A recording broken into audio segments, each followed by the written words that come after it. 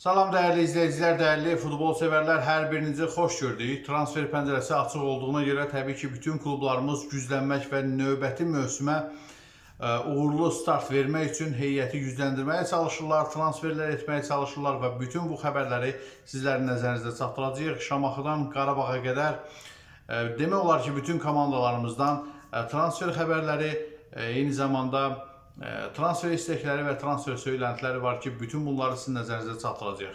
Qarabağ komandasının əsas qapıçısı kim olacaq? Qarabağ komandası hansı qapıçını transfer edir əsas qapıçı kimi? Bu ismi sizlərə çatdıracağıq dəyərli dostlar. Sona qədər videonu izləsəz, bu və ya digər olduqca maraqlı xəbərlərdən xəbərdar olacaqsınız.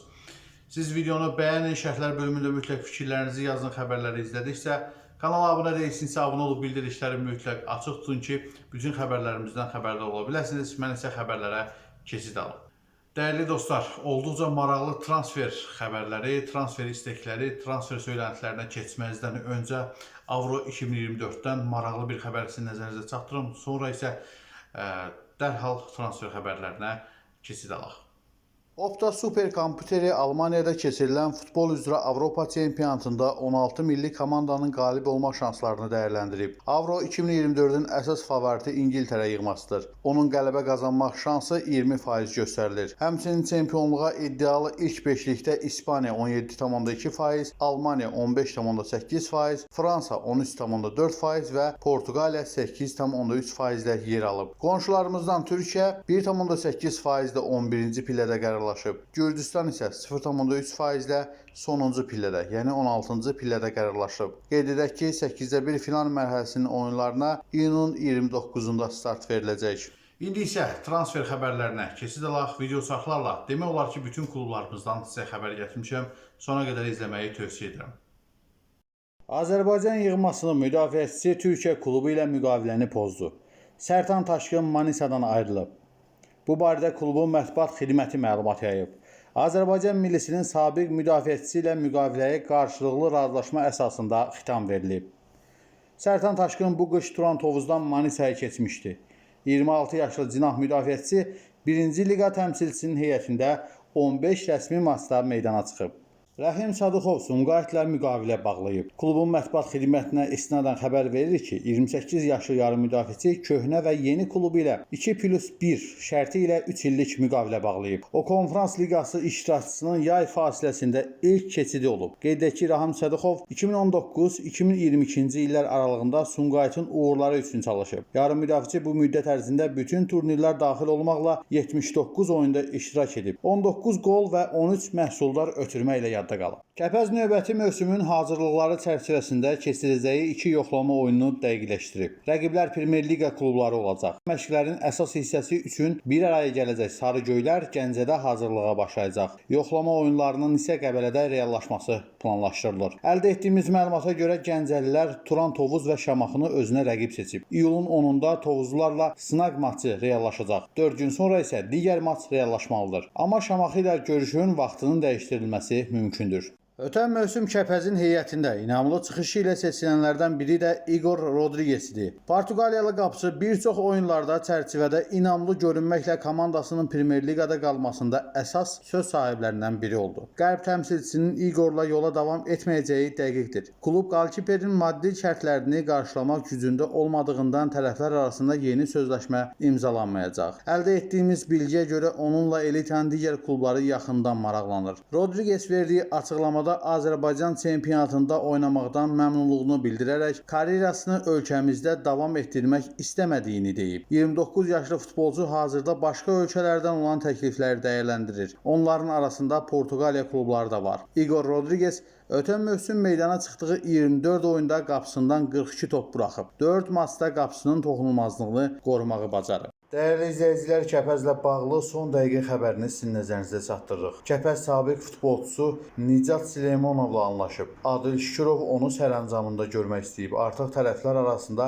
razılıq əldə olunub. Süleymanov ötən mövsümü Araz Naxçıvanda keçirib. 26 yaşlı futbolçu Naxçıvan klubu ilə müqaviləsi bu ayın sonunda başa çatacaq. Başının yetirməsi olan futbolçu Qarabağ, Zirə, Turan Tovuz və Kəpəzdə çıxış edib. Son günlər kütləvi informasiya vasitələrində Mahir Əmrəli Əmrəlinin Qarabağa keçəcəyi ilə bağlı xəbərlər dolaşır. Biz də bu xəbərin əsli asları varmı? Bunu araşdırdıq və sizlərə təqdim etmək istəyirik. Mahir Əmrəli yeni mövsümə Dinamoda başlamaq istəmir. Millimizin hücumçusu Zagreb klubunda durumundan məmnun deyil. Əmrəli hazırda özünə Türkiyədə yeni klub axtarır. Ötən il Konyasporda icarədə olmuş hücumçu bu dəfə daimi əsaslarla oynayacağı komanda tapmaq niyyətindədir. Lakin onun üçün hələlik heç bir rəsmi təklif yoxdur. Dinamonun prezidenti Velimir Zayis açıqlamasında Azərbaycan yığmasının forvardı üçün heç bir təklif almadıqlarını deyib. Mahir Əmrəli üçün heç bir təklif almamışıq. Qarabağda bizə təklif göndərməyin. Mahirin Dinamodan ayrılacağı ilə bağlı xəbərlər dolaşır. Onun Qarabağa dönüşü gözlənilmir. Hazırda ən real təklif Türkiyə klublarından gələ bilər. Amma Dinamonu yüksək məbləğ tələb etməsi üzündən bu baş tutmur. 26 yaşlı futbolçu 2022-ci ildə Legiyadan Dinamoya keçib. Onun xorvatlarla daha 2 illik müqaviləsi var.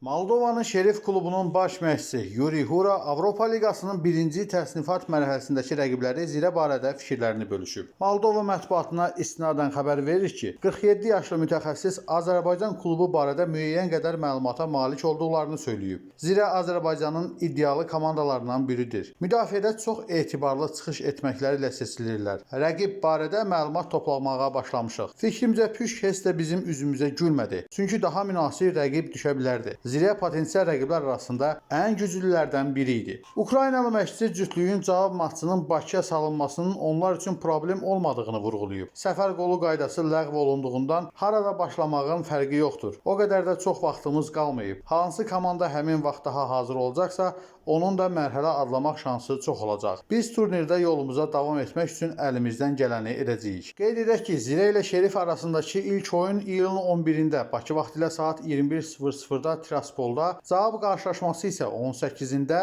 saat 20:00-da Bakıda reallaşacaq. Bu arada Zirənin Avropa Liqasının 1-ci təsnifat mərhələsindəki rəqibi olan Şerif komandası heyətini yeni futbolçu ilə gücləndirib. Tiraspol təmsilçisi Alessio Miyanı heyətinə qatıb. 23 yaşlı futbolçu sonuncu dəfə Albaniyanın Tirana klubunda çıxış edib. Neftçi 2 futbolçu ilə yolları ayırıb. Ağqaralar müqaviləsi başa çatan qapıçı Aqil Məmmədov və Fələstinli yarım müdafiəçi Ata Cabirlə vidalaşıb. 2022-ci ilin iyununda transfer olmuş Cabir Neftçinin heyətində 58 rəsmi oyunda meydana çıxıb 9 gol vurub. Məmmədov isə 2015-2016, 2018-2024-cü illər ərzində Neftçinin heyətində 112 oyun keçirib. Neftçi bu mövsüm Avrokuboklara vəsiqə qazanmadığından komandanı formalaşdırmaq üçün kifayət qədər vaxt olacaq. Baş məşqçi Qriqorçuk da tələsmir. Seleksiyaçıların və menecerlərin təkliflərini diqqətlə nəzərdən keçirən baş məşqçinin rəhbərlikdən də tələbləri var. Birincisi onun işinə qarışmayacaqlar. İkincisi 30 milyonluq büdcə ayrılacaq. Üçüncüsü 18 yeni futbolçu transfer olunacaq. Bütün bunların qarşılığında Qriqorçuk Neftçi rəhbərliyinə söz verib ki, o Neftçini Azərbaycan çempion edəcək, eyni zamanda Avrokuboklarda qrup mərhələsinə vəsiqə qazanacaq. Bu arada millimizin və Qəbələnin gənc futbolçusu Emil Səfərovun da Neftçiyə keçidinin reallaşdığı bildirilir. Baxmayaraq ki, hələ ki Neftçi komandası bu transferi rəsmən açıqlamayıb. Siz nə düşünürsünüz?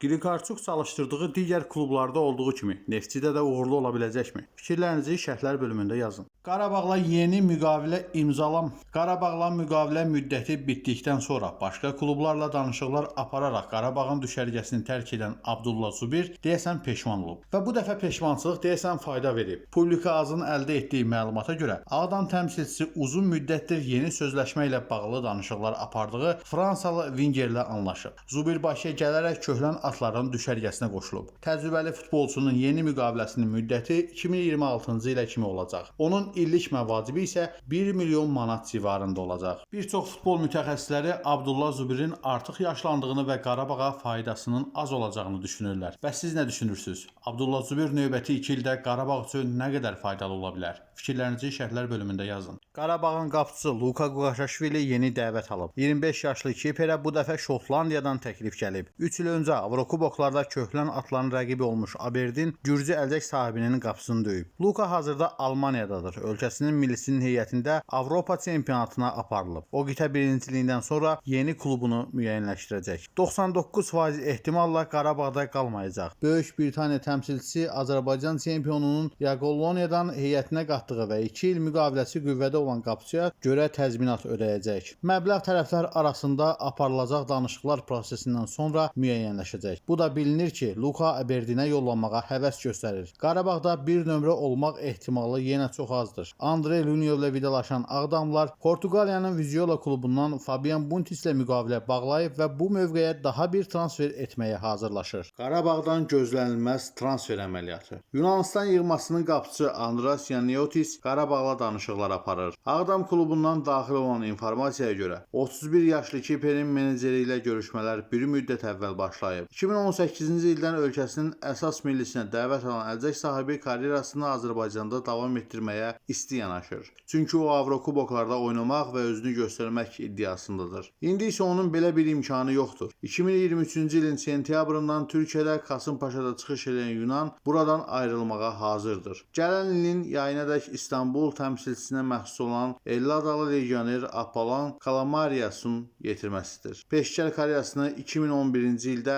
Etnikos Qazoros'da başlayan Andreas növbəti 5 ildə Olympiakosa aid olub. Bu illər ərzində icarə əsasında Fostiras, Paskianen və Panionos klublarında forma geyinib. 2017-ci ildə Atrimitos'un yolunu tutub. Bir il sonra yenidən Olympiakosa dönüb. 2019-2021-ci illərdə İsraildə Maccabi Tel-Avivdə çıxış edib. 2021-2023-cü illər aralığında ikinci dəfə Atrimitos'un uğurları üçün tər töküb. Boyu 1,91 m olan 31 yaşlı qapıçının hal-hazırda transfer dəyəri 500.000 avro göstərilir. Lakin qeyd etmək istəyirəm ki, bir neçə il öncə bu futbolçunun transfer dəyəri 1,5 milyon avroya qədər yüksəlmişdi. Əgər danışıqlar müsbət yekunlaşarsa, Andreas Yaniotis Qarabağın əsas qapıçısı olacaq. Sizcə bu qapıçı Qarabağa nə qədər fayda verə bilər? Fikirlərinizi şərhlər bölümündə yazmağı unutmayın. Və son olaraq Kadi Borges. Bu mövzuda rəsmi müqavilə olmayınca danışmayacağam demişdim. Yenə də danışmayacağam. Sadəcə bildirmək istəyirəm ki, hələ bu mövzu bitmiş deyil və Qarabağ komandası hər an xoş xəbər açıqlaya bilər. Müsbət siqnallar alırıq. Yaxın günlərdə əgər bu barədə rəsmi bir məlumat olarsa, dərhal sizin nəzərinizə çatdıracağıq. Kanalımıza abunə olub bildirişləri açıq tutsanız, mütləq bu xəbərlərdən xəbərdar olacaqsınız. Dəstək üçün videonu bəyənin, şərhlər bölümündə mütləq fikirlərinizi yazın. Həmçinin dostlarınızla videolarımızı, kanalımızı paylaşmağı unutmayın. Növbəti videoda görüşərik. Ekranda gördüyünüz videolardan birini seçib izləyə bilərsiniz. Hələlik.